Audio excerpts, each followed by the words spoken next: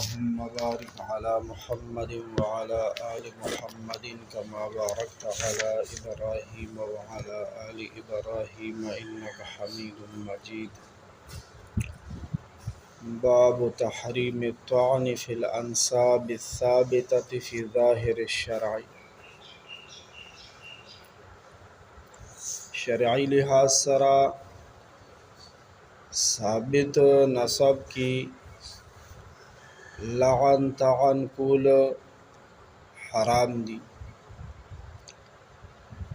شرعی لحاظ سرا ثابت نسب کی لعن طعن کول حرام دی. یعنی دی یو کس مور او پلار شته دی او بیا په د باندې د په د نسب کې څوک ټوک لګی، داسې کول حرام دی. حرام مسلمان سړی یا مسلمان ښځه باندې الزام لګول ګناه ده.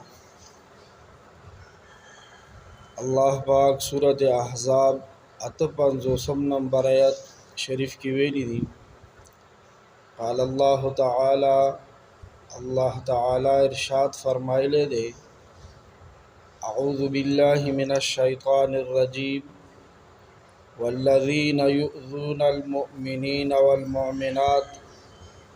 او کم خلق چی ایماندار سړو او ایماندارو زنانو ته تکلیف ورکي بغیر مکتسبو، بغیر د کم جرم نه چې کوم دوی نه شوی دی، یعنی دی یو جرم نه دی کړی او بې ګناه پې تورو تړلو. الله پاک فرمایي فقد احتملوا بهتانا، دوی په خپلو سرونو باندې بار کو بهتان، تور تړل، و اثما مبینا او ښکاره ګناه، واضحه ګناه دی په خپلو سرونو باندې بار کبار. او چې د چا په سر باندې ګناه بار شي نو د هغه انجام خو ته معلومه دی، د محشر په میدان شرمندګیم ده او جهنم ته تګ هم دی. الله پاک دی زمونږ او ستاسو د زبانونو حفاظت وکړي. خلاصه د آیت کریمه دا ده چې ایماندار سړی ایماندار ښځې چې بې قصوره وي، بې قصوره او کم یو جرم ترې شوی نه دی، نو په داسې خلکو باندې الزام لګول دې ته بهتان او ګناه د آیت کې ویلی شوی ده، بهتان او اثم ګناه.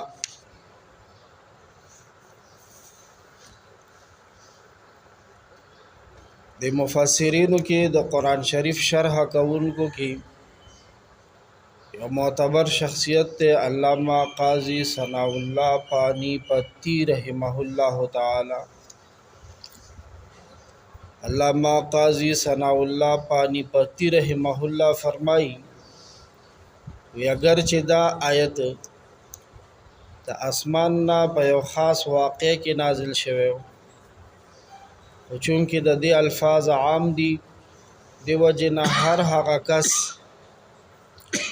چې مسلمان سړی یا مسلمان زنانه ته بې وجې تکلیف ورکوي، یعنی دا په چا باندې تور تړل دا لوی تکلیف دی که او اذیت ورته رسوي، نو هغه د دې آیت په وعید کې داخل دی. دې آیت کې چې کوم د عذاب او د ګناه دمکی بیان شوی ده په دې کې هغه کس داخل دی.